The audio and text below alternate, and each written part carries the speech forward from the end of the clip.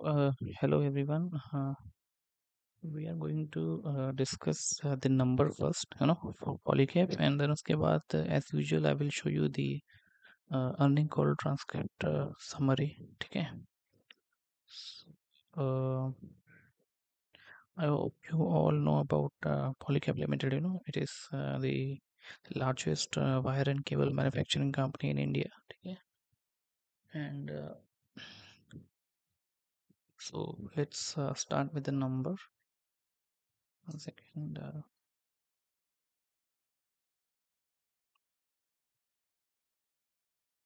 So Q3 FY25.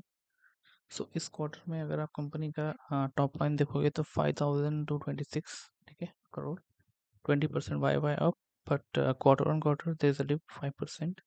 9 month का अगर देखोगे तो अराउंड 24% इंक्रीमेंट है उसमें, ठीक है।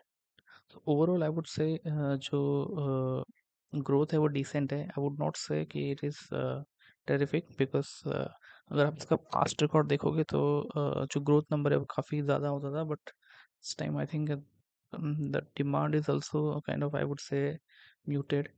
कैपेक्स अगर आप देखोगे तो प्राइवेट सेक्टर का as usual they are saying कि उतना हो नहीं रहा है जितना होना चाहिए, और गवर्नमेंट का भी अगर आप देखोगे तो कैपेक्स जितना अनाउंस किया है वो पूरा भी अभी तक वो लोग यूटिलाइज नहीं कर पाए। और अगर आप बजट भी देखोगे तो उसमें भी कुछ खास गवर्नमेंट ने कैपेक्स से रिलेटेड कुछ अनाउंस नहीं किया है, ना ही उन्होंने कोई बजट में कोई ज़्यादा इंक्रीमेंट किया है जो पहले एलोकेट किया था। मतलब बहुत ही, मतलब मैं इतना बोलूँगा कि जो फोकस मार्केट एक्सपेक्ट कर रहा था उतना तो नहीं है, एटलीस्ट अभी के लिए, ठीक है। नो, एबिटा आप देखोगे तो 26% Y Y up, 14% Q Q up है, डिसेंट है, मतलब अच्छा है ये भी। बट अगर आप 9 मंथली देखोगे तो 12% ही है, बिकॉज प्रीवियस क्वार्टर का थोड़ा ज़्यादा उसमें इम्पैक्ट था, मतलब थोड़ा कम ग्रोथ हुआ था प्रीवियस क्वार्टर में। इस क्वार्टर में भी डिसेंट है, मतलब ठीक है। तो 9 मंथली आप देखोगे सिर्फ 12% ही है, रेवेन्यू 22% है, एबिटा सिर्फ 12% ही है। पैट भी अगर आप देखोगे तो 11% वाई वाई, 4% क्यू क्यू, ठीक है। So again 9 monthly it is very 5% है, मतलब काफ़ी कम है।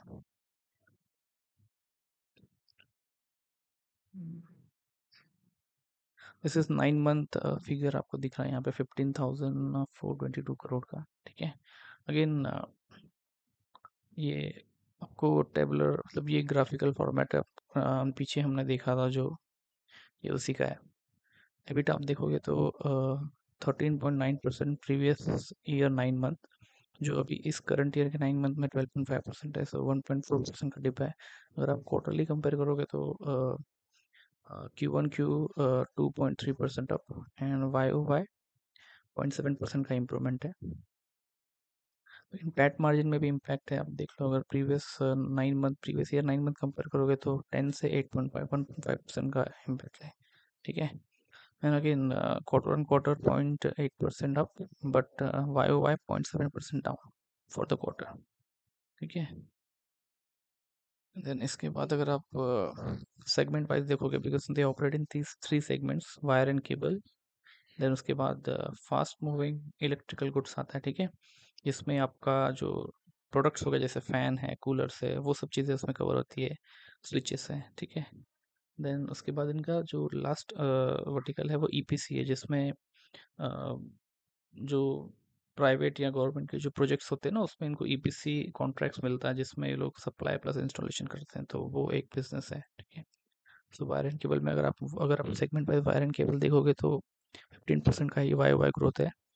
देन अगेन EBIT मार्जिन देखोगे तो उसमें 2% का ग्रोथ है, और मार्जिन भी देखोगे तो 14.5 से डाउन होके 12.8% पे आ गया है। देन अगेन Q1 Q में थोड़ा इंप्रूवमेंट है, बट वाई वाई अगर आप देखोगे तो फॉल है उसमें भी, ठीक है। रेवेन्यू में 6% डाउन है क्यू क्यू, जो वायर एंड केबल सेगमेंट है। और अगर आप सॉरी क्यू क्यू है, वाई वाई देखोगे तो थोड़ा 12% का अप है उसमें। कंपनी इसमें जो रेवेन्यू में जो इम्पैक्ट है उसका दो मेन रीज़न बता रही है।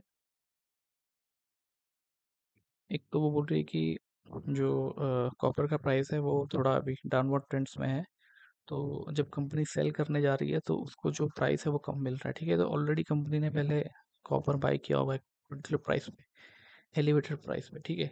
तो जब एलिवेटेड प्राइस पे बाय किया, उससे मैन्युफैक्चर जब कर लिया, तो जब सेल करना पड़ रहा है, तो क्योंकि कॉपर प्राइस डाउन जा रहा है, तो वो लोग का जो सेल प्राइस है वो लोग सस्टेन नहीं कर पा रहे, उसको भी नीचे भाव करके उनको बेचना पड़ रहा है, because copper price they are saying के डाउन ट्रेंड में है, ठीक है। और दूसरा जो चैनल पार्टनर के पास इन्वेंट्री है वो भी अभी वो खाली करेगा, उसके बाद फिर फ्रेश ऑर्डर्स इनके पास आएंगे। तो क्योंकि वो डिस्टॉकिंग अभी चल रहा है, ठीक है, चैनल पार्टनर के पास जो इन्वेंट्री है वो अभी खाली कर रहे हैं वो, तो उसकी वजह से भी थोड़ा इम्पैक्ट है इसमें। But overall they are saying के मतलब डिमांड जो है वो रोबस्ट है, तो आगे जाके कवर हो जाएगा पूरा। इंटरनेशनल बिजनेस इनका थोड़ा अच्छा ग्रो कर रहा है, आप देख सकते हो 62% वाई हुआ है, 29% क्यू क्यू ग्रो हुआ है, तो काफ़ी अच्छा ग्रोथ है। और एट प्रेजेंट इनका जो कंट्रीब्यूशन है एक्सपोर्ट का वो 8.3% है फॉर द क्वार्टर, और 9 मंथ का 6.6% है। और इस क्वार्टर में जो इसका मार्जिन भी है वो 120 बिप्स इंक्रीज हुआ है इंटरनेशनल बिजनेस में।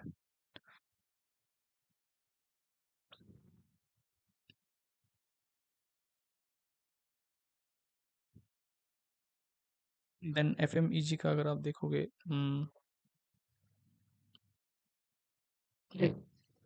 इसमें they have a decent growth, मतलब 9 मंथली 27% है, वाई हुआ 45%, क्यू क्यू 7%। इसमें थोड़ा जो एबिट मार्जिन है वो अभी नेगेटिव है, तो क्योंकि इसमें भी स्केल थोड़ा कम है, बट आगे जाके जैसे इसमें थोड़ा पिकअप आएगा, तो आई होप इनका मार्जिन इंप्रूव होगा, बिकॉज फिक्स कॉस्ट तो ज़्यादा बढ़ेंगे नहीं, बट उनको फिर बाद में उस स्केल का बेनिफिट मिलेगा, बट उसके लिए थोड़ा इनको टाइम लगेगा।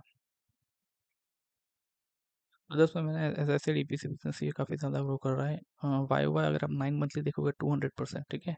क्यू क्यू थोड़ा इम्पैक्ट है, एज आई सेड, वो जो मैंने आपको बताया था डिमांड को लेके और वो सब, चैनल पार्टनर का inventory and all copper price.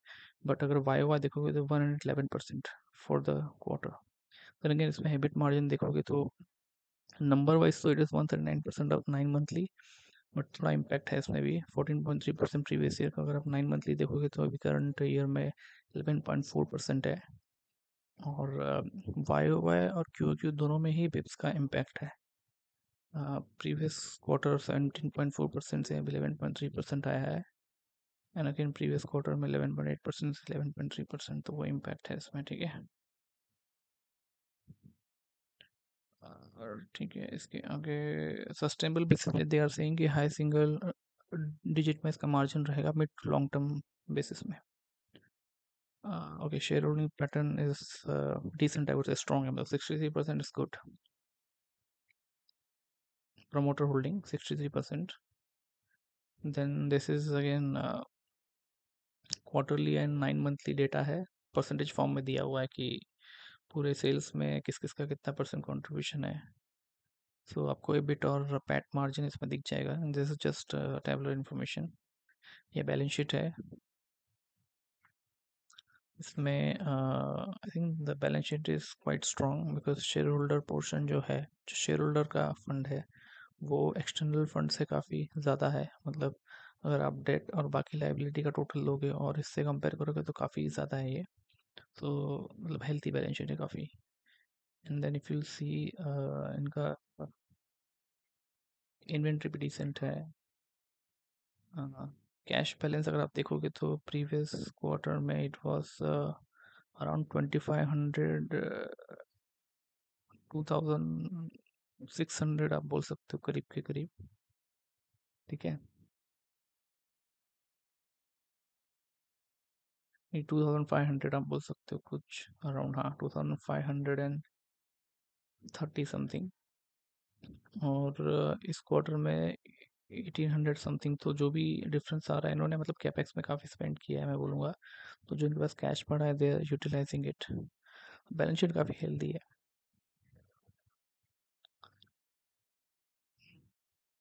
Net cash flow ठीक है।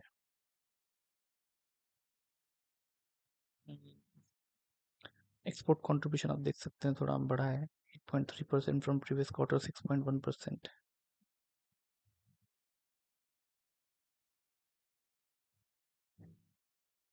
देन यहाँ पे थोड़ा सा खाली इनका जो नेट वर्किंग कैपिटल है वो 7 दिन से बढ़ गया है, ठीक है, but it is manageable, but फिर भी थोड़ा सा खाली ये बढ़ा है। जनरली ये कम होता है तो ज़्यादा अच्छा होता है, बिकॉज़ ये आपका साइकिल बताता है कि आपके पास जो पैसा है वो कितने टाइम पे आता है। मतलब अगर आपने कोई गुड्स आज परचेज़ किया, फिर उससे आप मैन्युफैक्चर करोगे, फिर उसको सेल करोगे, फिर वो आपके पास आएगा, ठीक है? तो उसपे कितना टाइम लगता है, प्लस आपका जो लायबिलिटी है वो आप कितने दिन में दे रहे हो। तो फॉर एग्ज़ाम्पल अगर गुड्स उनके पास एग्ज़ाम्पल दे रहे थे 101 दिन में आ रहा है, ठीक है? और वो जो मतलब पैसा जो उनके पास आ रहा है गुड्स को मैन्युफैक्चर करके बेचने के बाद 101 दिन में आ रहा है, और सामने वाले को वो जो उनका वेंडर है उसको अगर 50 डेज में वो पे कर रहे हैं, तो जो डिफरेंस है 51 डेज उनके पास वो वर्किंग कैपिटल। ठीक है, ये भी।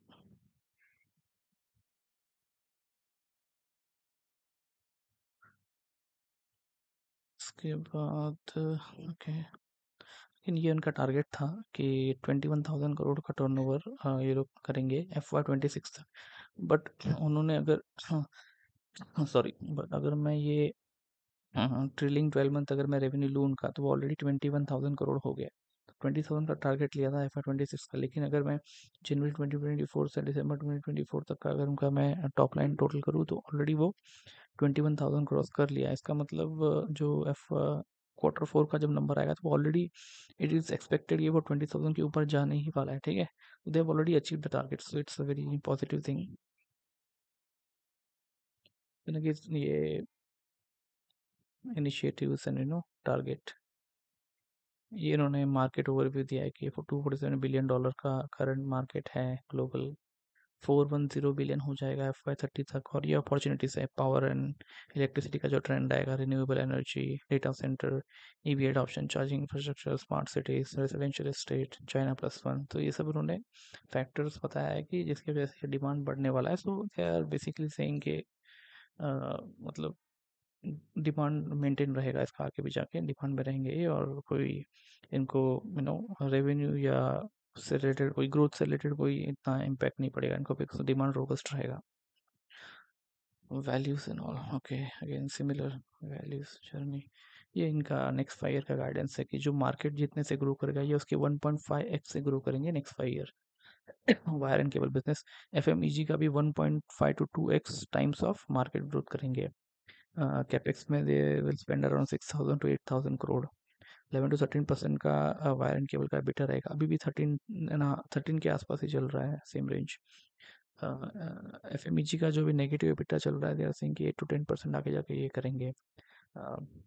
30%, more than 30% they do the dividend pay out ratio, मतलब प्रॉफिट का more than 30% they distribute as dividend. Contribution, export का कंट्रीब्यूशन मोर देन 10% रहेगा। Okay, so this was overall numbers and all, ठीक है? Now I will discuss, I mean I will show you the transcript का summary. मैं just scroll करूंगा, आप उसको फटाफट रीड कर लेना कि ये प्रेजेंटेशन के ऊपर एनालिस्ट ने क्या क्या क्वेश्चन पूछे हैं, ठीक है? Okay, so this is a quick disclaimer, ठीक है? सो इसके बाद मैं 1 सेकेंड ना,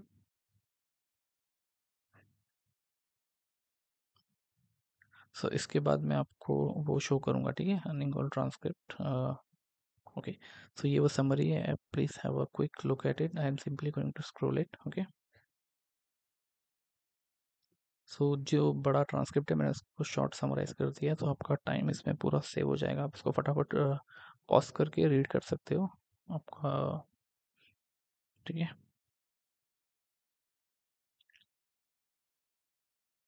सॉरी, मैं स्टार्टिंग से आता हूँ, ठीक है?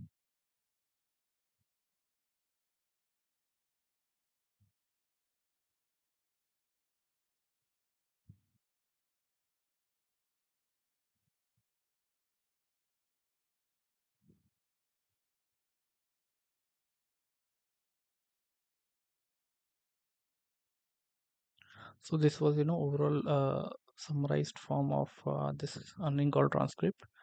I hope आपका आपको समझ में आया हो एग्जैक्टली क्या क्या कंपनी ने कैसे कैसे परफॉर्म किया, और क्या क्या क्वेश्चंस एनालिस्ट ने मैनेजमेंट को पूछा और मैनेजमेंट ने क्या रिस्पॉन्स दिया, ठीक है? So I hope you have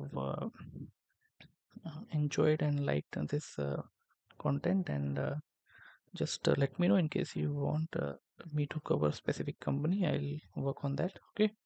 So please like, share, and subscribe. And thank you for your time. And I'll see you in the next video. Okay, bye bye bye bye bye.